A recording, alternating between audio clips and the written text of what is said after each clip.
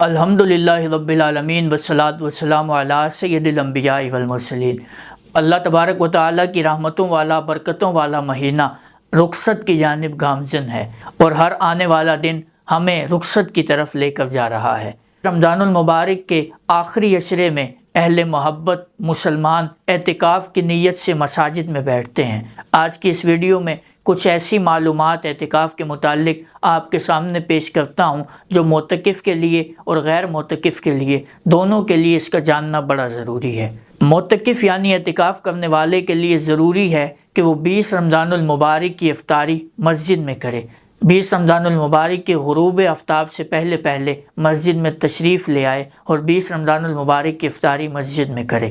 اعتکاف کے لیے جامع مسجد کا ہونا ضروری نہیں، اعتکاف کسی بھی مسجد میں کیا جا سکتا ہے۔ اعتکاف کا مقصد اللہ تبارک و تعالیٰ کی خوشنودی حاصل کرنا ہے اور شب قدر کو پانا ہے۔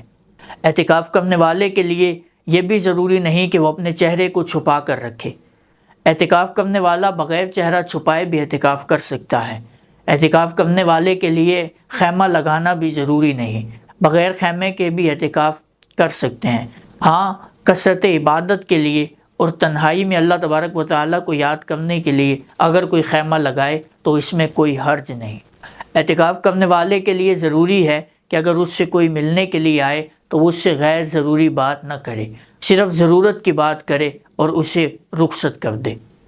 اعتکاف کرنے والا تکبیر بھی پڑھ سکتا ہے، اعتکاف کرنے والا نماز کی جماعت بھی کرا سکتا ہے، اعتکاف کرنے والا دین کی تبلیغ بھی کر سکتا ہے۔ اگر گرمی کی شدت زیادہ ہو تو وہ مسجد کے احاطے میں جو غسل خانے ہو وہاں غسل بھی کر سکتا ہے۔ اعتکاف میں غسل جمعہ کرنا چاہیے، خوشبو لگائے، مسجد کو معطر رکھے، مسجد کو گندگی سے محفوظ رکھے، مسجد کو گندا نہ کرے۔ افطار کرنا ہو، کھانا کھانا ہو تو پہلے دسترخوان لگائے، پھر اس کے بعد افطار کرے یا کھانا کھائے، تاکہ مسجد کی بے حرمتی نہ ہو، مسجد میں کوئی گندگی نہ پھیلے۔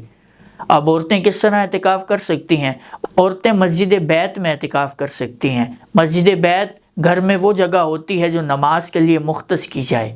اگر کسی کے گھر میں ایسی جگہ نہ ہو جو نماز کے لیے مختص کی جائے تو وہ کسی ایک جگہ کو مختص کر لیں اور وہاں پر اعتکاف کریں۔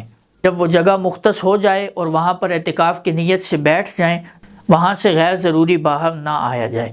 اعتکاف کرنے کا بنیادی مقصد اللہ تبارک و تعالیٰ کی خوشنودی حاصل کرنا ہے اور شب قدر کو پانا ہے، وہ رات جو 1000 مہینوں سے افضل ہے، اس کو پانا ہے۔ اللہ تبارک و تعالیٰ ہم تمام کو اعتکاف کرنے کی سعادتیں عطا فرمائے، آمین۔